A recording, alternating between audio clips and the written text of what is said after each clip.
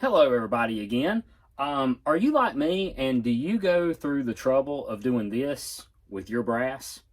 You got all these nice little buckets sitting around with the light ones that you've weighed and put in this one, and the heavier ones that you've weighed and put into that one.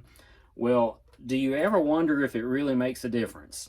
I've kind of got to thinking here lately about some of the things I do, and I've never really tested them that thoroughly. I've just took other people's words for it that, yeah, that's just what you're supposed to do. You're supposed to weigh your brass for competition.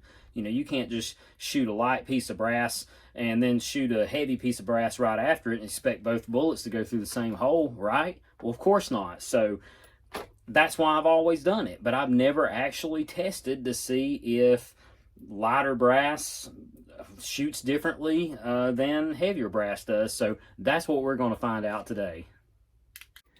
So what we're going to use to test this is 223 Remington brass.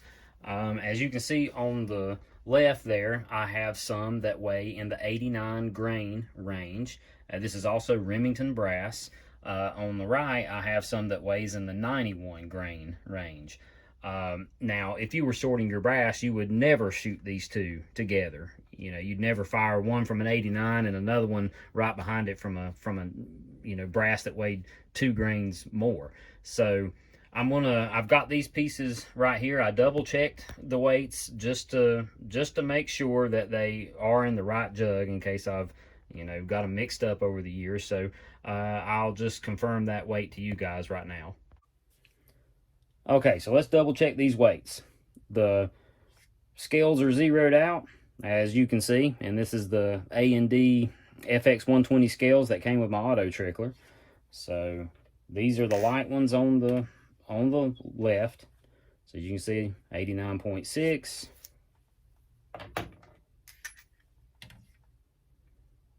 89.2, 89.0, so that's a very light one. 89.4,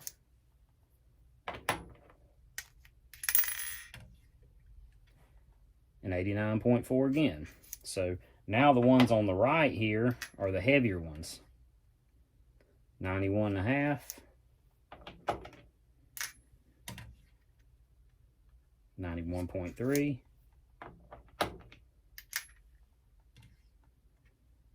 91.4,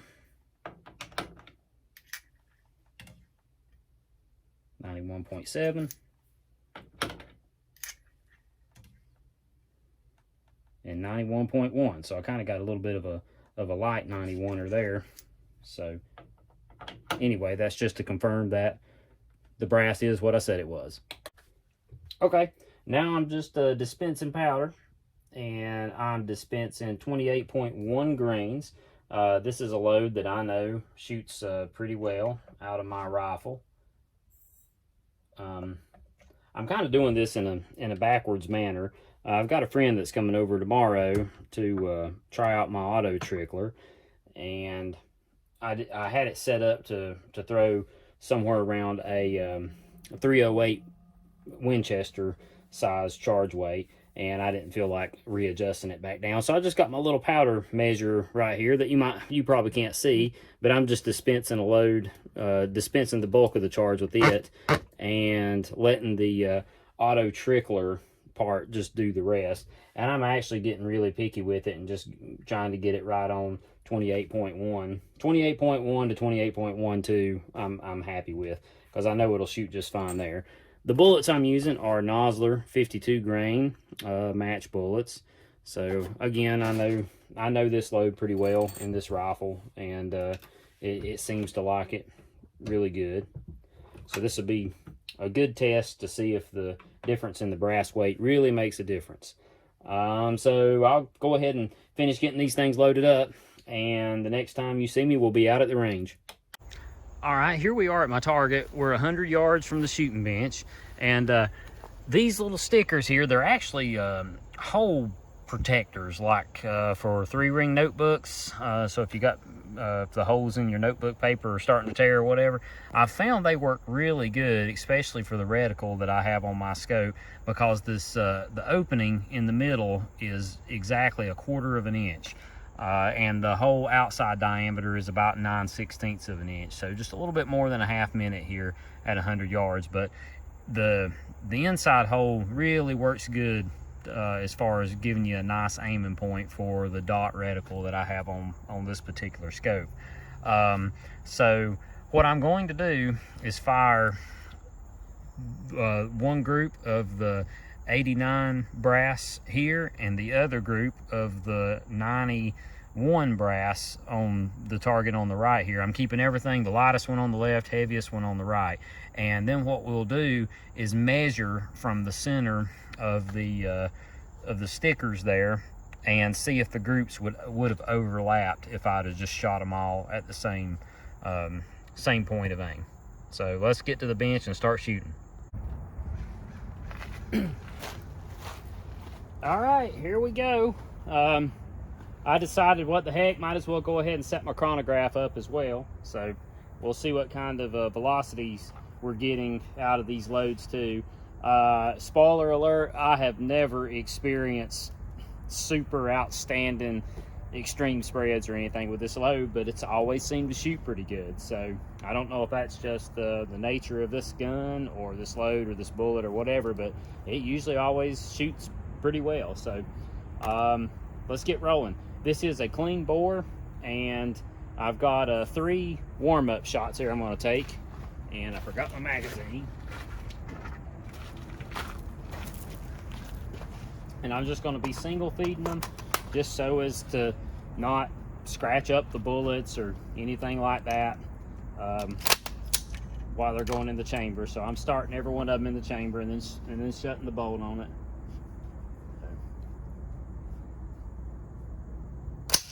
All right, let's see how close this scope is. I just put it on a few minutes ago.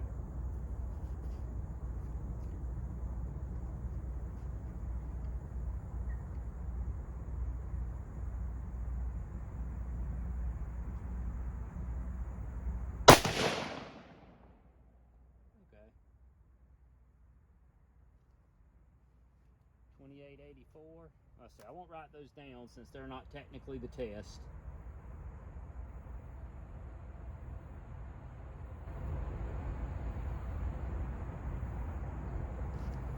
What's it come about?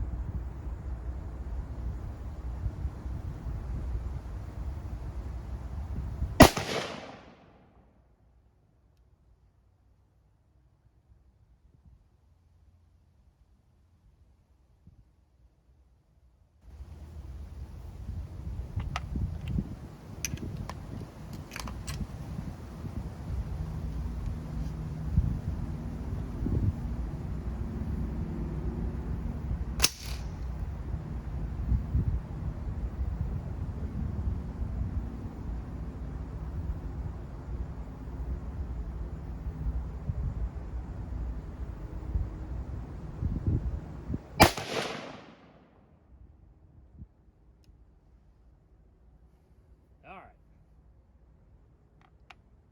Now the real test starts.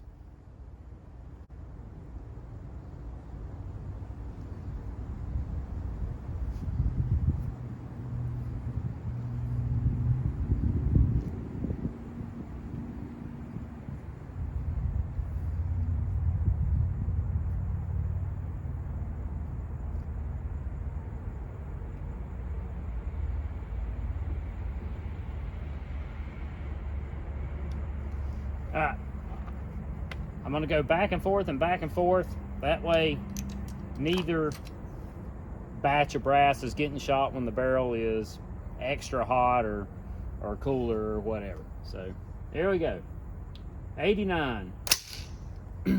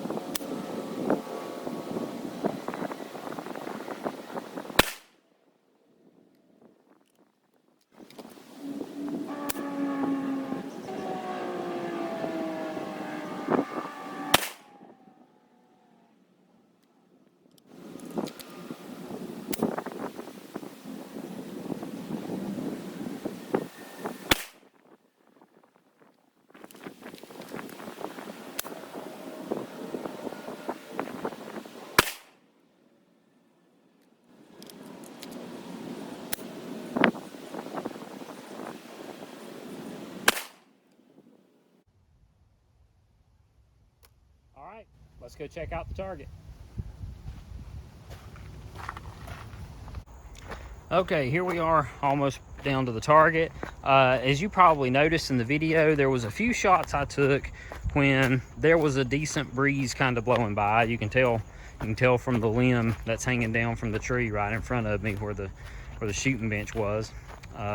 So maybe that played a factor in a shot or two, but we shall see. Now, there were the first 3 shots that I took to warm the barrel up and just get the scope adjusted over to where it's a little closer to the target.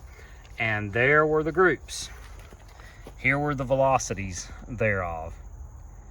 So if you want to pause that and kind of reflect upon it.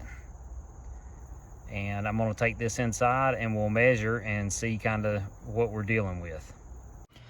Okay, so here I got the target back in the shop. Let's examine these things a little bit closer.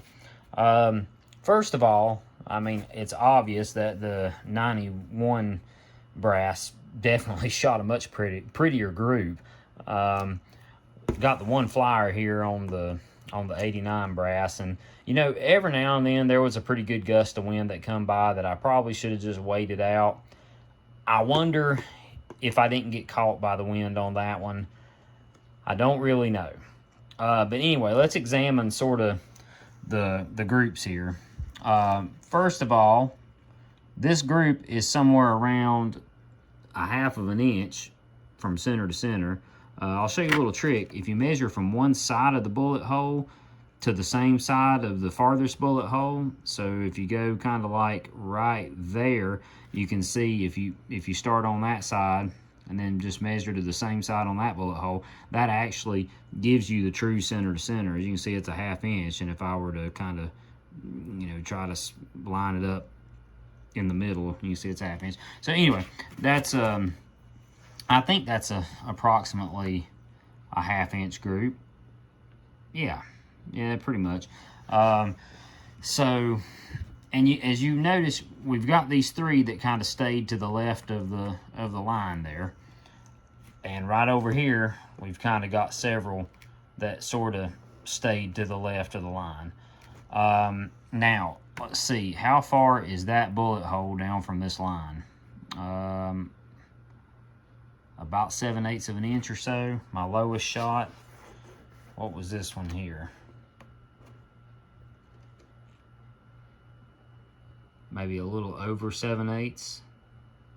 So I really don't know if this test, I really don't know if I shot enough rounds to get a conclusive decision here.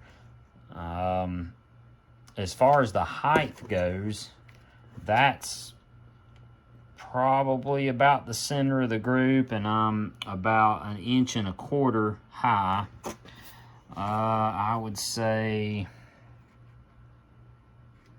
somewhere in the ballpark of there-ish is kind of the center of that group too. And as you can see, I mean, I'm still about an inch and a quarter high. I think the groups, a lot of the groups would have overlapped themselves, especially those three right there. Like if you could just put those three over here, they would probably wind up right in there with that one. I'd have that one there that cut the vertical line. He'd be, you know, like right in there somewhere.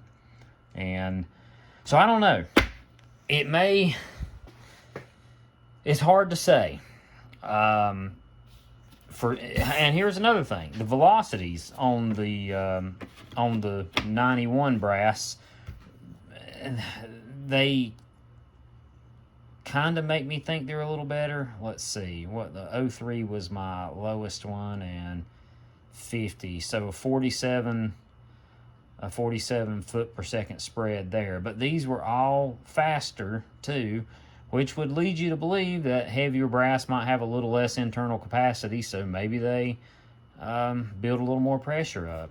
Let's see, lowest one here was 48, I believe, so a 48, and 93 was the highest. So let's see, not quite 50. It's almost the same, wasn't it? 45 foot a second difference, maybe. Something like that. So yeah, I really don't know if I've shot enough to really know one way or the other. I think what I might have to wind up doing is just going and loading up 5 more and doing this same thing again, and I might just shoot at the same stickers and see if they just stay together. So who knows? There might be a part 2 to this video. You'll find out soon if there is. Thanks for watching. If you enjoyed this, like the video. You know, comment below what you think. I don't think I pulled this shot that bad. Says every shooter who's ever pulled a shot. But if you go back and look in the video, I think you will notice there was one time the limbs, you know, in the tree ahead of my shooting bench, they were moving pretty good. So I'd say it was at least a 10 or 12 mile an hour wind. If not, maybe even a little bit more of a gust. So who knows? That one could have caught me. But I thought I shot in pretty similar conditions. I thought both groups got pretty similar conditions. So I don't know. You know, who knows? This could just be a, you know, just an unexplained variant or something. So anyway, we'll see what happens. I might do this again. Thank you guys for watching. See ya.